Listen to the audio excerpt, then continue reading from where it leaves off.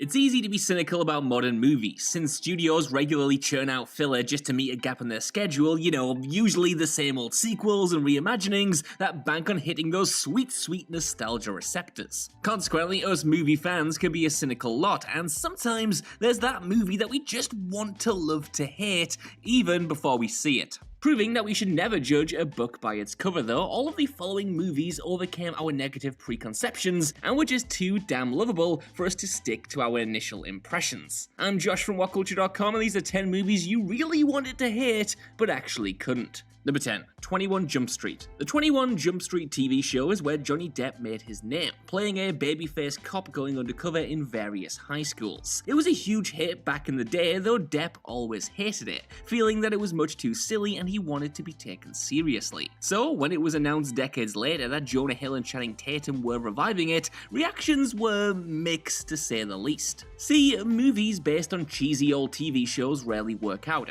Just take The A-Team, Wild Wild West, or Dark Shadows as examples just off the top of my head, and at the time Tatum especially was considered a little more than just a bland hunk. A Bad Boys-style buddy comedy featuring him and Hill didn't sound promising, and the world had no idea just how brilliant a couple of unknown directors called Phil Lord and Chris Miller actually were at the time. It turns out though that 21 Jump Street was just too funny to dislike. The chemistry between the two leads was incredible, and it's the film that gave Tatum cred as a talented actor. Lord and Miller kept the jokes flying, but also injected some heart into it as well, and Johnny Depp's cameo is also the best thing he's done in years, and it fulfilled his wish by violently killing off his character. And even better, the sequel was pretty good as well.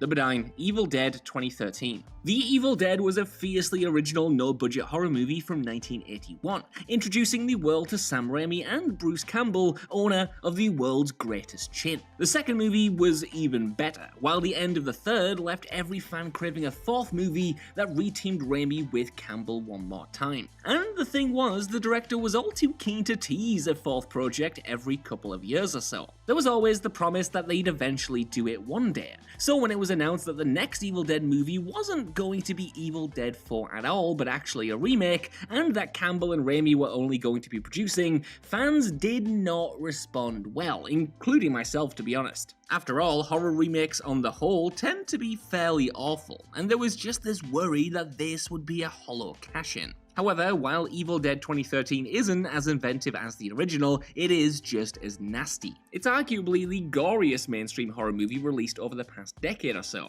and the grueling experience is like a roller coaster of pure horror. It's no Evil Dead 4, but damn is it a good ride, and it more than lives up to the series' name. Number 8. World War Z. Max Brooks' epic novel World War Z details the worldwide chaos caused by a zombie outbreak, and how each country reacts to it. It's full of fascinating short stories that offer a broad perspective on an apocalypse, and was such a hit that Brad Pitt himself decided to make a movie out of it. The reason everyone reacted badly to that news though was that it was clear the filmmakers were throwing the unique framing of the book away in favour of your regular old action hero perspective. The best elements of the book were discarded, with the name and general concept alone being used as a springboard. Likewise, the traditional zombies of the book were turned into marathon sprinters, and it was given a PG-13 rating which ruled out most of the bloodshed. Combined with the various production nightmares and reshoots it went through as well, the odds of World War Z being any good looked positively grim. However, in spite of the many issues, the movie was actually a pretty decent blockbuster with great set pieces. Yeah, it turned the story into a traditional Brad Pitt saves the world narrative,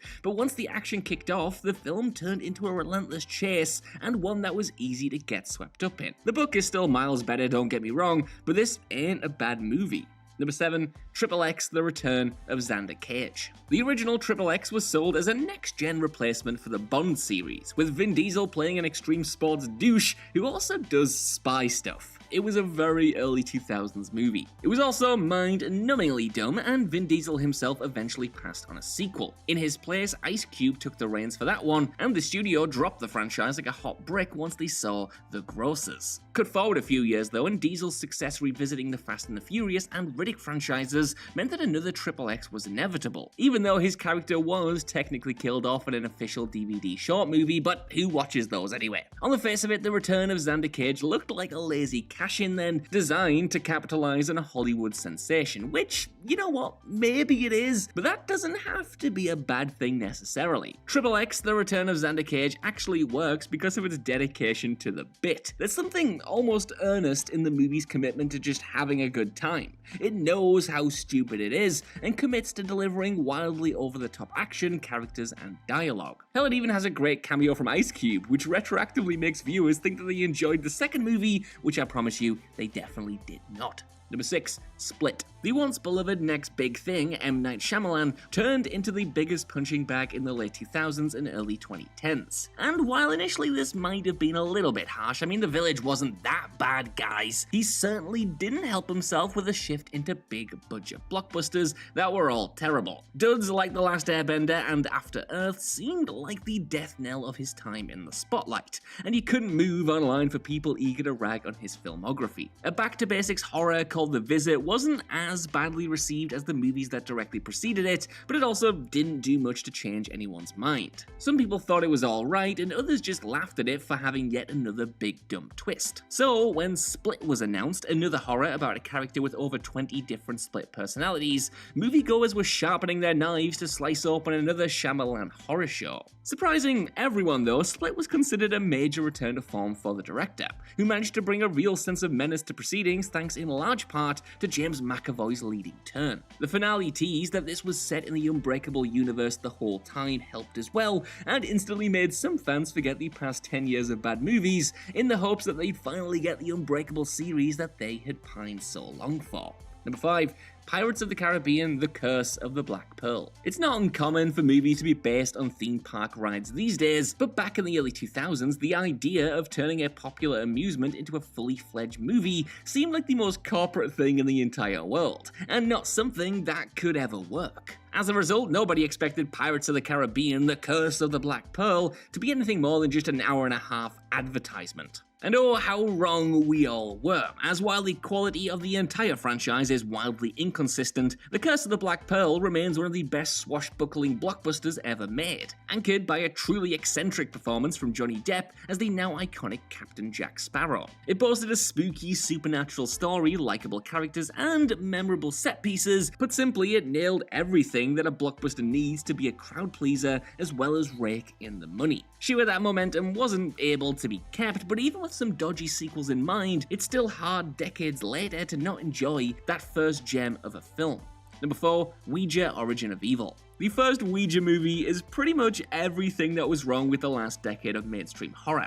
Deathly boring, criminally unscary, and completely neutered in terms of threat. I don't say this lightly, but it absolutely sucked sack, and the idea of a sequel genuinely put a shiver up my spine that nearly led me to an early grave. Fortunately for my health though, Blumhouse were well aware of the reaction to the original Ouija, so they decided to turn the sequel over to a talented filmmaker and let him do whatever the hell he wanted. So Mike Flanagan of Hush and Oculus fame at the time, delivered a creepy, tense supernatural thriller with some expert scares and likable characters, a feat that the original never managed to pull off. It was a huge improvement over the original, and now that Flanagan is one of the biggest names in horror both on the big screen and the small screen with Midnight Mass, this sequel has received a well-deserved reappraisal from most who have given the series a second chance. Number 3. Thor. Now, bear with me on this one. I know that nobody would want to hate any Marvel Cinematic movie now before seeing it, let alone a character as big as Thor. But back when the franchise was just getting off the ground, the introduction of the God of Thunder into this world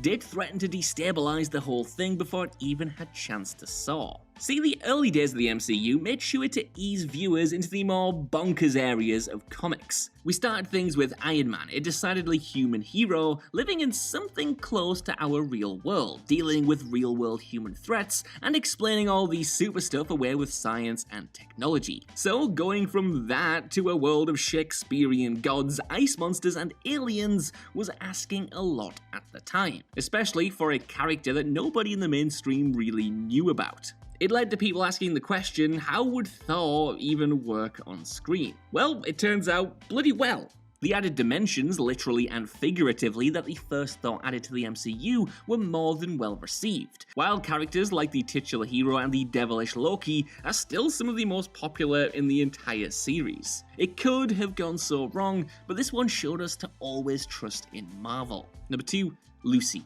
In the early 2010s, the myth that people only use 10% of their brains had floated around for a long time, and finally reached the mainstream with the Bradley Cooper star vehicle Limitless. By the time another action movie came around with a similar premise though, the Scarlett Johansson starring Lucy, the concept had been so derided that audiences just hand-waved the whole thing away. I mean, yeah, it didn't help that for a movie about someone becoming smart, it certainly looked really dumb as well. The thing is though, the movie is totally aware of how dumb the idea is, but it still has fun exploring it nonetheless. It starts off like a bog standard action film before turning absolutely nuts, and Johansson is so good that she holds the whole thing together, and it even smuggles some interesting concepts in with the wackiness as well. Number 1. Titanic. There's a point on the scale of success that something can hit where it becomes so mainstream and popular that it's actually cooler to just rag on it than actually enjoy it sincerely. And Titanic, the biggest movie of all time for so many years, was an easy punching bag for jaded movie fans. It was big, it was melodramatic, it was smolchy, it was bloody long, and most importantly, it wasn't the kind of ass-kicking action film that director James Cameron was previously known for. Put simply, it still is an easy target, and I will definitely hold my hands up and admit that I took potshots at it too when I was younger. But you know what I've discovered with age? Titanic absolutely slaps. It totally is all the things that I said above. Yeah, it's too long, it is melodramatic, it's very schmaltzy, but you know what? Maybe that's good, actually. James Cameron had a specific movie in mind, and he definitely made sure that he realized it completely. And as a result, everything from the visuals to the performances to the genuinely great practical disaster scenes on the ship come together to make a hugely enjoyable blockbuster at the heart of all of this discourse. So yeah, that's officially me saying in public, I guess, that I am a Titanic stan.